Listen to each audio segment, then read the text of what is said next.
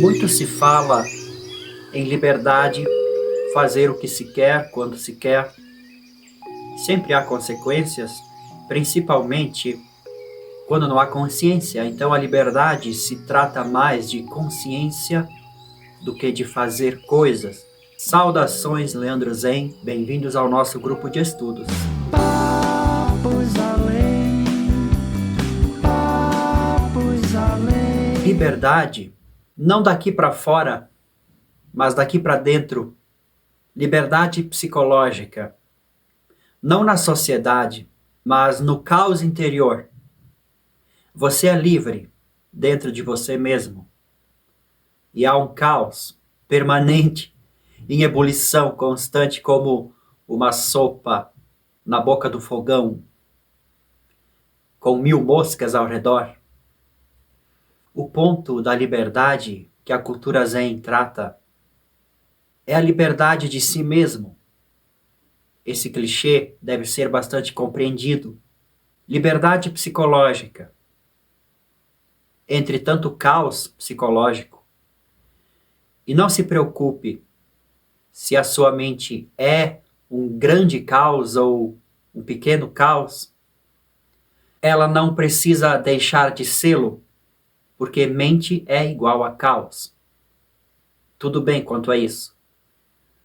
Existe um fator de presença consciente que precisa ser trazido a esta condição existencial humana, e essa percepção, essa presença, vai trazer luz a este caos interior mental, a este caos psicológico, a esse turbilhão emocional que acompanha, né? A ligação do nosso corpo com a nossa mente são as emoções.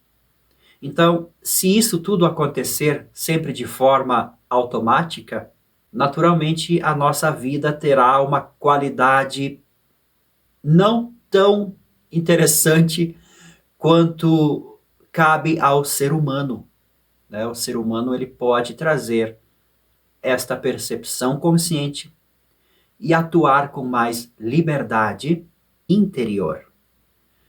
Porque não tem nada a ver com o fazer, qualquer coisa que se queira fazer no mundo do fazer. Antes disso, existe a presença interior que dá certo cosmos ao caos.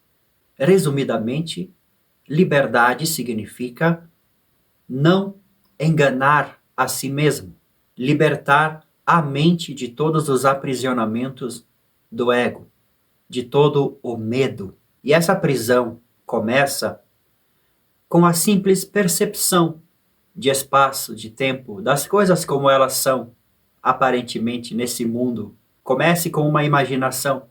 Será que os pensamentos são o tempo?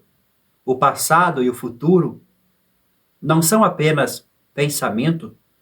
Como assim? Sem a gente pesquisar por cálculos físicos e astronômicos, apenas compreendendo que o nosso pensamento é feito de memórias passadas que refletem um futuro imaginável. Isso é tempo psicológico. É este que nos aprisiona, o tempo psicológico. O próprio funcionamento do cérebro de aprender coisas e guardar na memória gera um aprisionamento natural que, se a gente não estiver bastante atentos, realmente vai conduzir a nossa vida de forma caótica e inconsciente, impulsiva demais, né? A vida se torna impulsiva.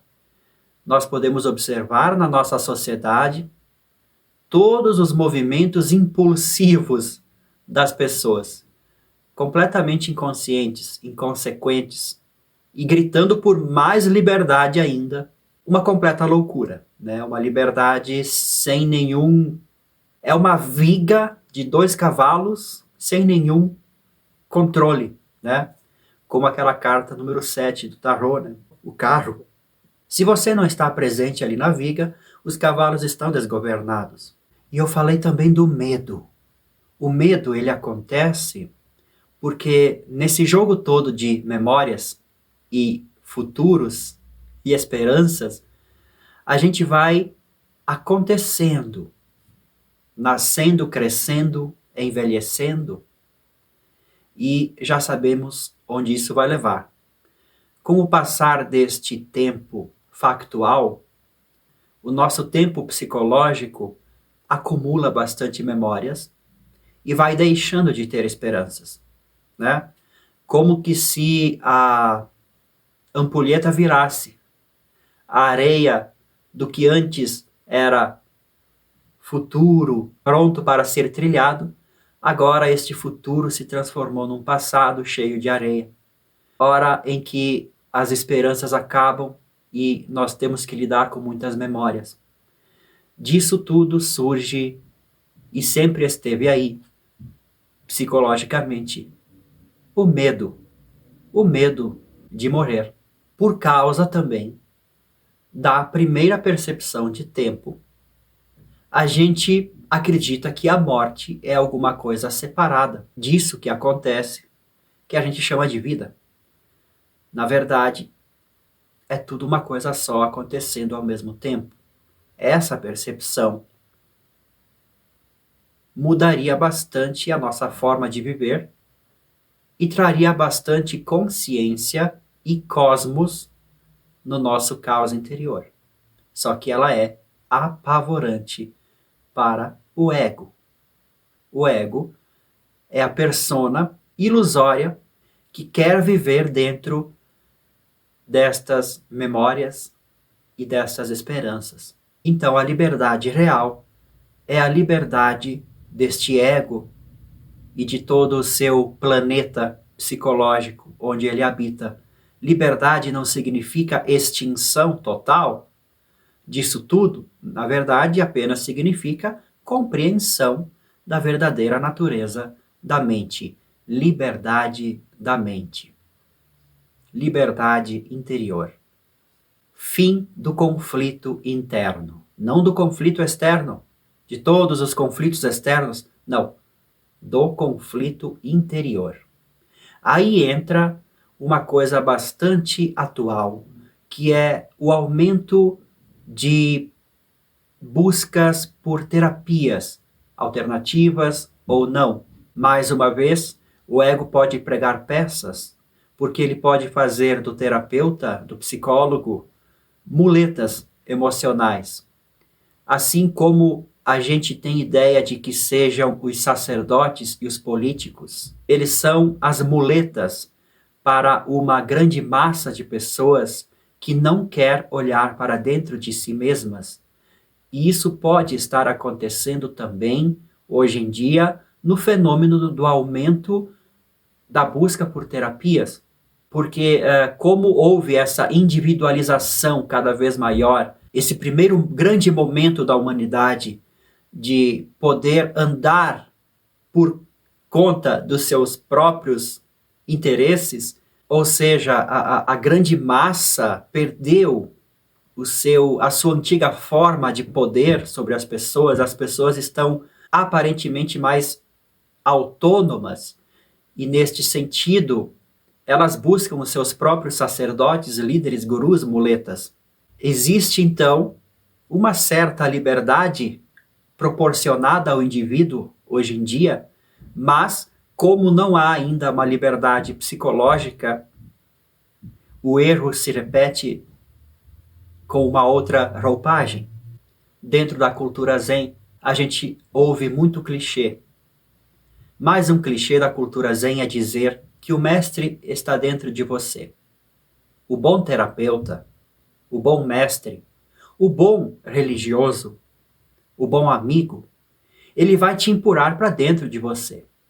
Você precisa olhar para o seu caos interior e encontrar ali dentro um feixe de luz, a presença, a consciência. Não há nenhuma necessidade de dependência psicoemocional, que antes era dependência do sacerdote, do líder, do político.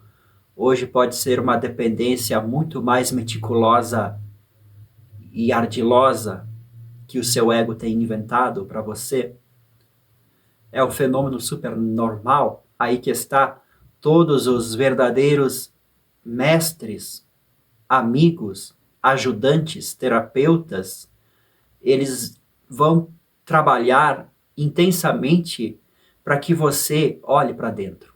Por isso eu tive a sensação de que, na verdade, a terapia ela deve ser tratada como estudo, um estudo de si mesmo. Como dizia um velho mestre Zen, estudar o Zen é estudar a si mesmo. E estudar a si mesmo é esquecer-se de si mesmo.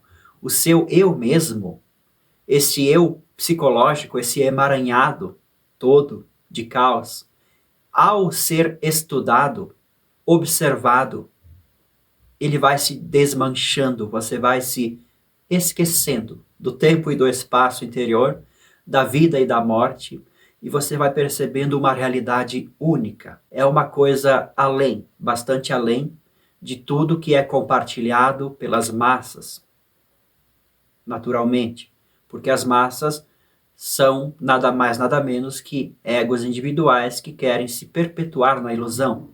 Então a liberdade é o estudo de si mesmo. A terapia é o estudo de si mesmo. Esta observação direta das marés das emoções e dos pensamentos. Não é difícil imaginar que esta postura de autoconhecimento mudaria completamente o cenário cultural, o cenário social. E é justamente para esta mudança que estamos caminhando agora. Até o próximo vídeo.